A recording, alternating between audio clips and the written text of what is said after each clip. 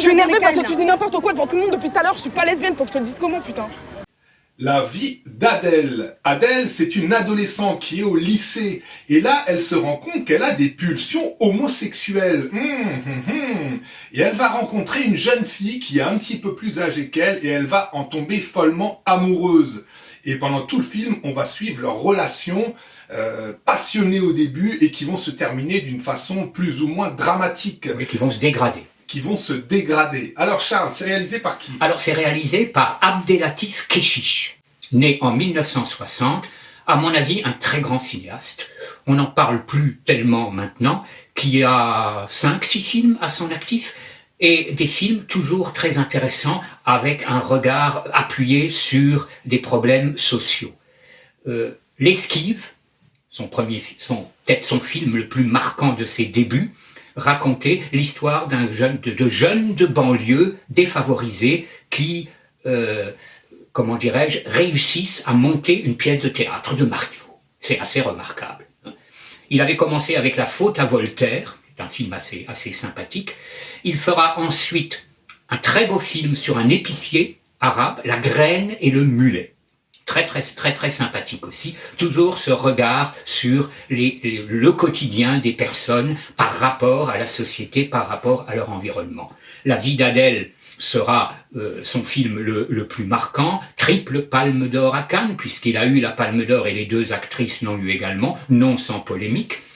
Par la suite, il tournera Mektoub, My Love, premier film d'une trilogie. Alors, je n'ai pas vu les 2 autres, le 3e est en tournage, il me semble. Ce premier film, très intéressant, également sur un regard sur la jeunesse, sa sexualité, ses problèmes aussi de société, problèmes de racisme, bref, un mélange assez fort et réellement contemporain.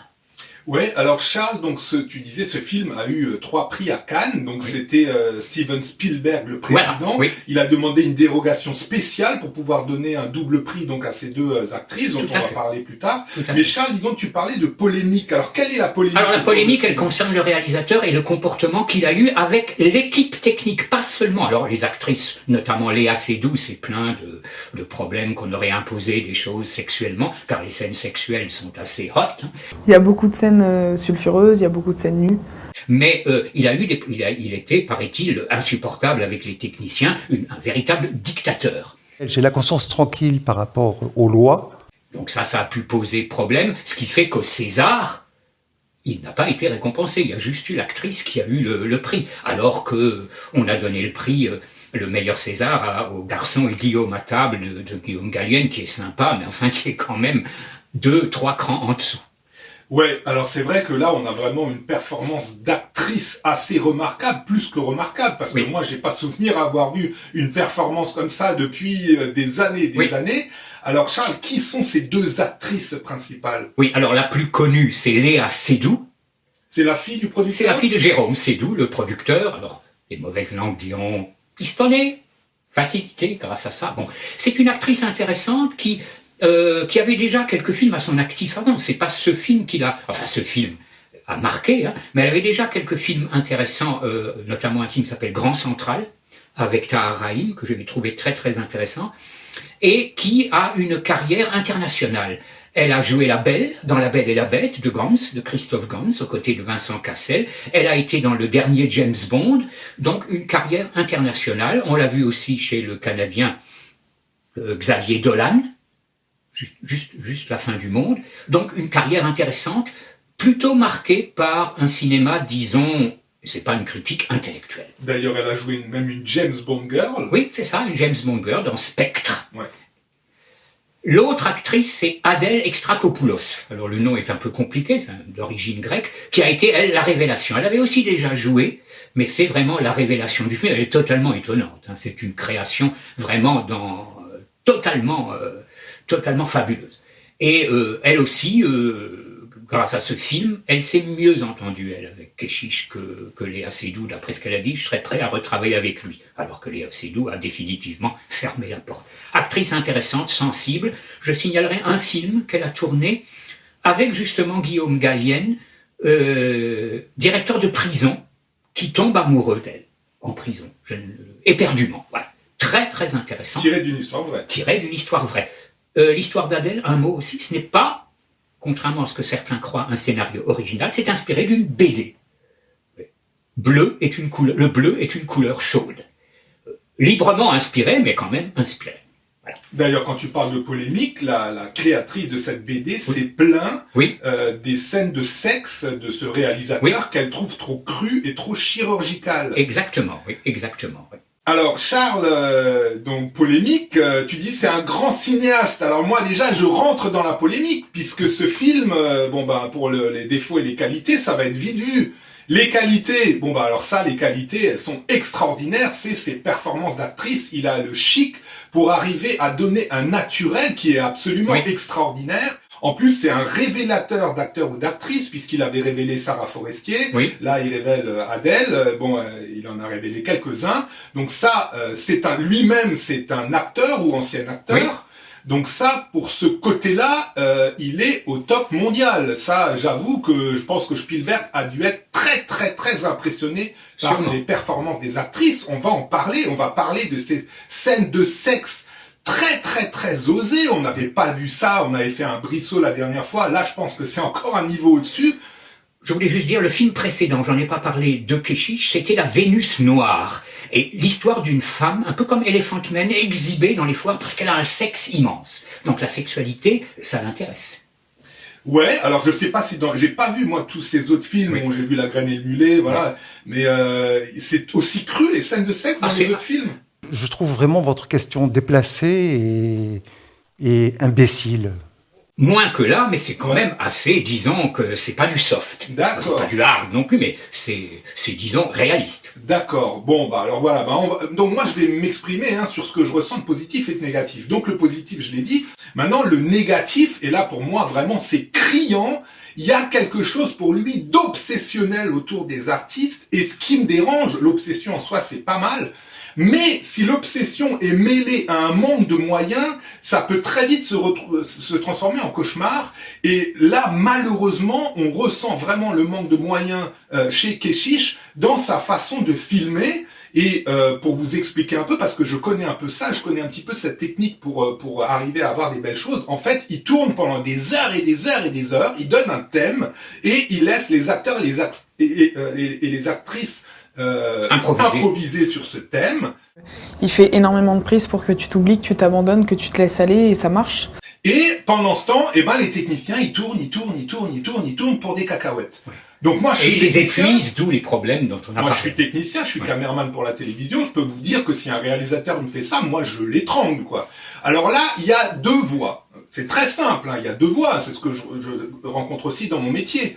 Soit on est un jeune et on a une admiration pour le réalisateur et on se dit que finalement se sacrifier sa santé, sacrifier sa vie pour quelqu'un qu'on idolâtre et pour avoir comme résultat d'être présent au Festival de Cannes, ça vaut le coup. Ok, je le conçois. Je connais des stagiaires qui ont commencé à bosser à la télé, ils étaient payés des peanuts. Mais quelque part, ils ont tellement appris que quand ils sont sortis, maintenant ils sont très bien payés, c'est les rois du monde. Ok, super, etc. Maintenant, il y a une autre catégorie, il y a les gens qui travaillent depuis peut-être plus longtemps et qui n'ont pas forcément le cinéaste comme idolâtre. Et pour eux, comme dit, travailler, sacrifier sa vie personnelle pour quelqu'un finalement qui s'en fout un peu des techniciens, c'est extrêmement dérangeant. Donc ça, c'est la première chose. La deuxième chose, Charles, c'est que moi, j'ai été époustouflé par le jeu des acteurs, autant j'ai été pris de claustrophobie dans la manière de filmer. Parce que les 3/4 du film, c'est Adèle Exarchopoulos en gros plan, quoi. Et il y a que ça, elle est en gros plan. Alors il y a qu'elle, donc on est vraiment dans l'obsession absolue. Tout tourne autour d'elle, de Seydoux aussi. Mais mis à part ce couple-là, le reste, franchement, ils sont insignifiants. On a l'impression de se retrouver dans la vraie vie où sûrement qu'il idolâtre les acteurs. Par contre, les techniciens, ils les laissent complètement de côté. Les autres sont des silhouettes, effectivement. Les autres personnages, les parents, par exemple. Les parents, tous les autres, ils gravitent autour. Ils jouent très très bien. Le jeu est extraordinaire. Mais comme dit, il n'y a aucune démarche cinématographique, il n'y a aucune ellipse, il n'y a aucun jeu de lumière. Tout ce qui est de l'art du cinéma n'existe pas au profit du jeu des acteurs. Donc moi, j'aurais énormément voulu voir ce gars, et j'aimerais que, ça se fera peut-être, qu'on lui donne 30 millions d'euros et qu'il fasse son obsession avec les actrices, mais qu'il y ait autour de lui un vrai dirfote, un vrai monteur, un vrai technicien son, et pas une horde de stagiaires, parce que quand on regarde le générique, on voit que rien qu'au montage, il y a 20 personnes. Mais c'est normal, pour dérocher des rushs qui durent 6-7 heures, et ben les pauvres stagiaires, ils se relayaient à regarder, ils se faisaient chier, et puis ils faisaient tout le travail pour Monsieur Keshish. Donc moi, personnellement, ça me dérange. Qu'est-ce que tu en penses, Charles? Bah écoute, je sais pas quoi dire. Hein. Pour moi, c'est le plus grand film français de tous les temps. C'est simple. Pour moi, ce film est absolument extraordinaire. Moi, il me bouleverse. Donc cet aspect-là, j'allais dire, moi, ça me dérange pas. On peut pas avoir de peine, on peut pas avoir de joie, on peut pas avoir d'anxiété par rapport à ce qui va se passer, parce que comme dit, il n'y a pas d'intrigue. Qu'est-ce que tu en penses, Charles? Bah là, je suis pas d'accord. Hein. Moi, j'ai été ému, moi, j'ai été touché. La lente dégradation de ce couple, moi, ça m'a touché. La séquence finale, par exemple, où on voit que c'est terminé. Non, moi, j'ai été très touché. Moi, ça m'a ému de bout en bout. D'accord, bon bah Mais bon, voilà. Alors, oui, non, mais bon. Ne continuons pas notre séparation plus longtemps. Ramenons-nous sur ce qui nous unit, c'est ces scènes de sexe. Oui, non, mais ce que tu disais était très intéressant là au niveau de la technique, etc. Alors les scènes de sexe, ça semblait être une obsession, chez lui. Il semblerait qu'en le Mektoub My Love 2, il y aurait, alors Gaspard Noé, 11 minutes de viol, 13 minutes de cunnilingus. D'accord. Paraît-il, mais j'ai pas vu. Hein. D'accord. Bon, donc, ça, moi j'avoue que là, on avait parlé de Noces Blanches, on aime bien comme ça les films un peu sulfureux. Oui, j'avoue qu'on en a pour son argent, parce que ce qui m'a beaucoup plus impressionné que ces images de sexe, c'est le son. Moi, les images, je répète encore une fois, bon, voilà, c'est impressionnant. Le jeu des actrices est très impressionnant. Maintenant, la manière de filmer, en fait, on a l'impression qu'il dit au caméraman, écoute, fais-toi discret, fais-toi oublier et fais ce que tu veux, quoi. Donc, il y a aucune démarche, il y a pas de mouvement de caméra, il y a rien. C'est vraiment très, très mauvais au niveau de technique de cinéma.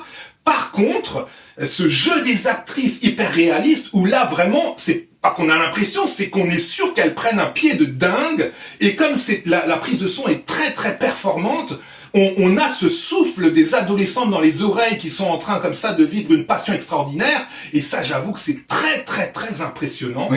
Et franchement, j'ai pas beaucoup d'exemples au cinéma où on a un réalisme aussi fort de scènes passionnées. C'est ce que tu dis, c'est très bien ce que tu dis,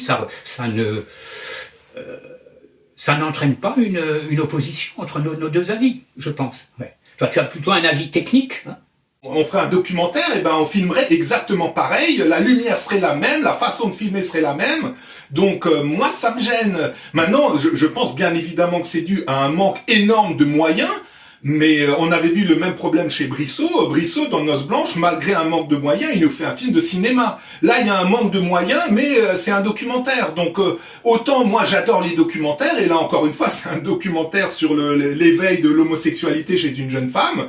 C'est super. C'est ça, c'est super. C'est une œuvre d'art. C'est une œuvre d'art qui vaut 20 sur 20.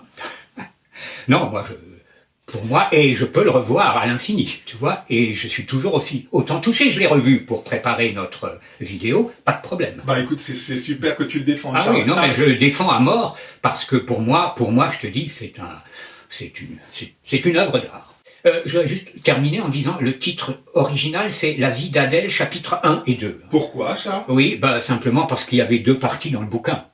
Dans la BD, voilà. Ok, parce que ça sent pas, on regarde dans le film, on n'a pas l'impression. Oui, il n'y a pas une coupure à un moment, puisqu'il fait 3 heures, hein. Il n'y a pas, au bout d'1h30, numéro 1, numéro 2. Voilà. Bon, c'est anecdotique, ceci. Donc, La vie d'Adèle Abdelatif Keshish. Portez-vous bien.